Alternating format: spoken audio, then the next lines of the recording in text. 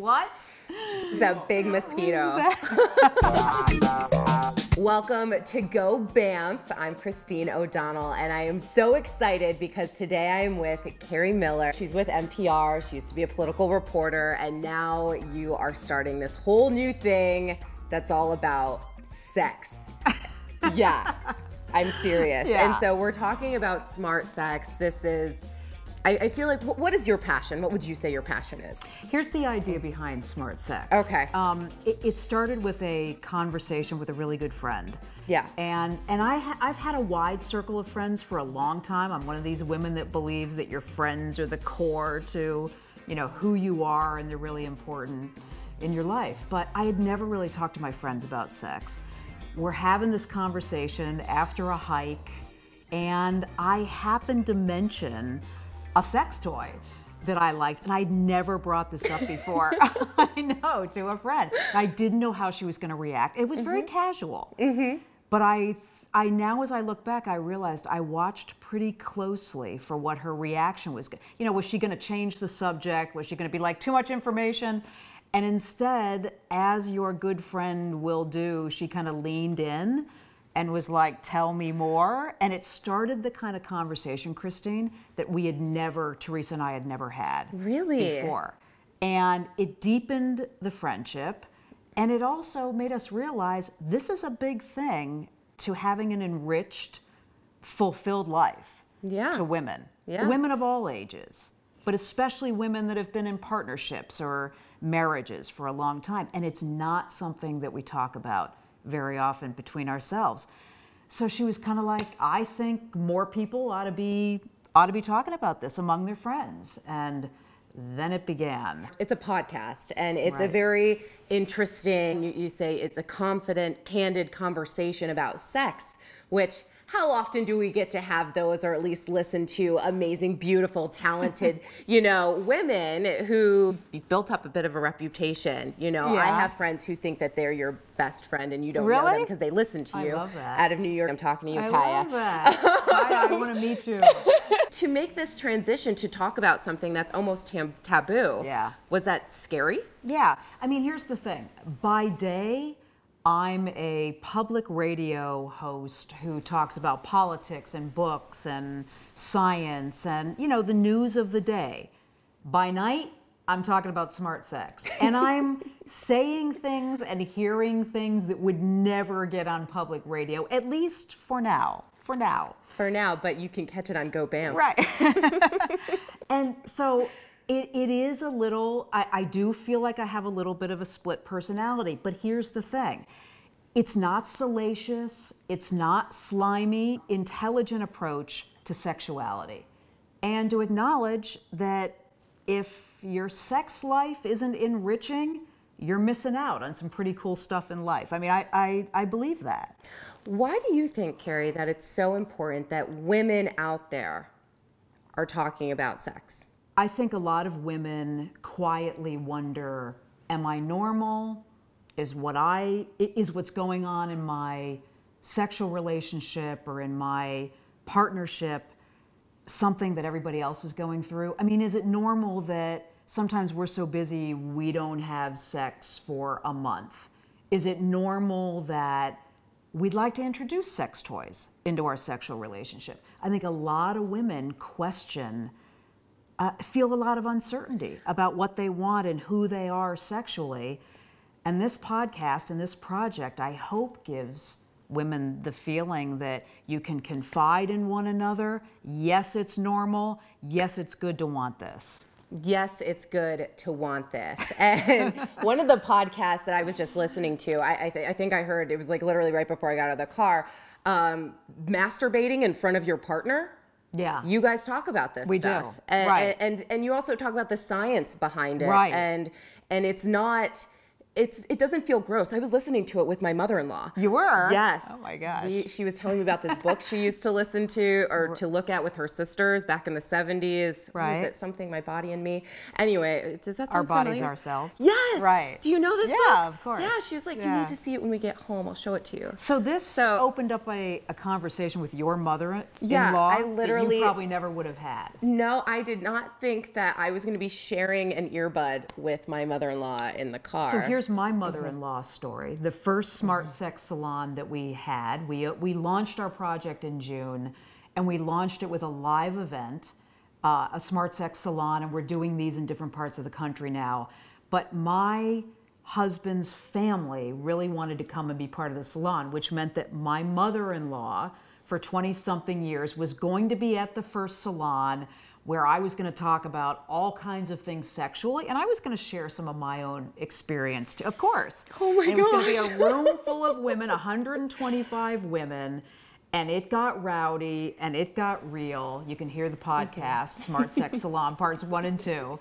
And my mother-in-law brought down the house because she stood up at the very end of the salon and said, I'm hearing a lot of great discussion here about sexuality, but I want to talk about love and commitment and sex. And what she had to say and her experience, having been married and 4 kids and widowed and now found the love of her life, which is the place in her mid-70s, which is where she's at now, it made everybody say, and that's the moment that was completely unexpected and was really necessary for that conversation. So my mother-in-law, made our first SmartSex salon. Wow. So the mother-in-laws come up with the stuff when you least expect it, right? I know. She was way more comfortable than I thought she was going to be than I was when I handed her this earbud, but I'm like, I'm just going to be cool about it. Go for it. Let's listen. Let's listen about sex toys together. So what is happening with you is exactly what we want to happen, which is you start conversations in unexpected ways and you approach it in a way that isn't slimy or dumb. No, right? These are real, serious, important conversations that I think we have with our girlfriends, like you said.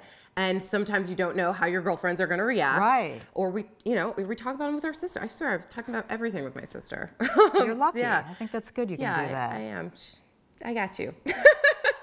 To me, being a BAMF, because we are on Go BAMF, is about being a badass modern female, going after your passion, in spite of whatever obstacles might be in your way. Right. And I find that there's a lot of women in all aspects of life, mothers, politicians, entrepreneurs, who have a passion and they just start pursuing it in spite of everything that comes at them.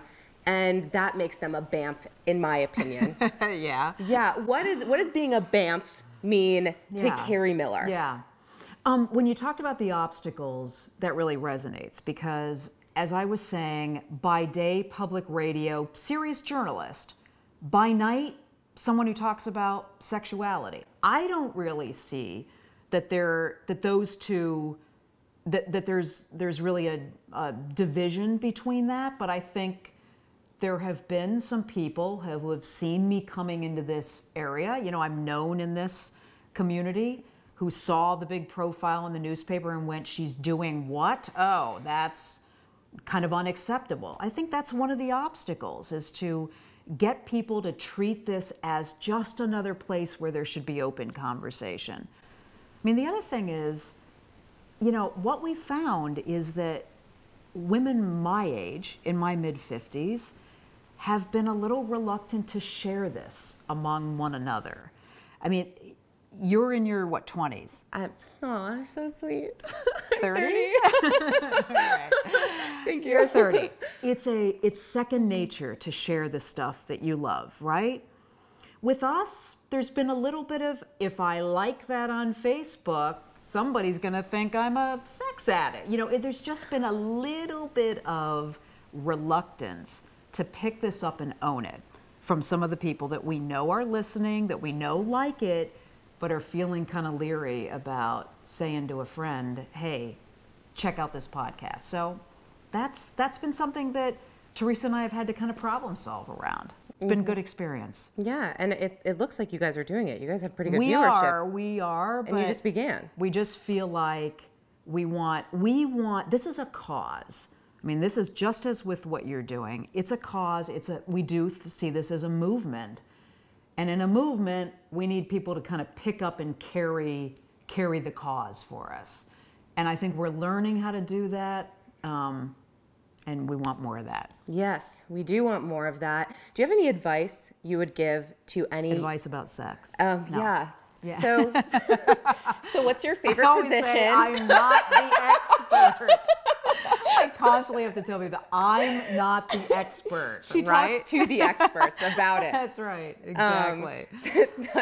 No, I was going to ask if you have any advice for any young women out there or any women out there who are looking to step outside their comfort zone to maybe follow their passion, but they're a little leery. Yeah. What would you recommend that they do? Yeah. I mean, here's what I thought. I didn't feel like I'm rolling the dice and putting my credibility on the line. I thought, people know me. I'm pretty confident in my persona and what I believe in, what I care about. And I think I can bring some part of the audience with me on that. So half of it is kind of carrying yourself with confidence and belief and commitment and checking off all of that. And then not taking myself too seriously. I knew there were going to be people that, you know, when the story went up on the Star Tribune, there were like, you know, tens of hundreds of comments, many of them good, many of them, you know, slimy and salacious. And I just decided I'm not going to be bothered by that. I am not going to be bothered by people who don't think this is right or find this offensive. The confidence to carry it out. Right? And we really haven't looked back. We're learning a lot about how to be entrepreneurs and get into this space, but we haven't really looked back and said, is this the right thing? It's a mission. And we feel that and we reaffirm that every single day. And it's great to do it with a really good friend. Makes all the difference. It makes all the difference. It does. And I mean, I enjoy your podcast. You at home, you should give her podcast a try because it is, no, it's so good. It's so interesting and insightful. And here I'm like looking up Smitten Kitten on my phone, Great. like learning about sex toys and how they're toxic. So be careful. Yeah, all right. Thank you so much for being our BAMF of the week. Thank you. Wow, I'm honored. Yes. I am. Thank you. If you guys want more information, take a look here. And don't forget to subscribe. I'll see you next time. And Kerri, why don't you let them know how they can find you? You can find the podcast at SmartSex with Kerri Miller on iTunes or anywhere you get your podcasts. And you can find the website at smartsex.org. All right, we'll see you next time. Thanks.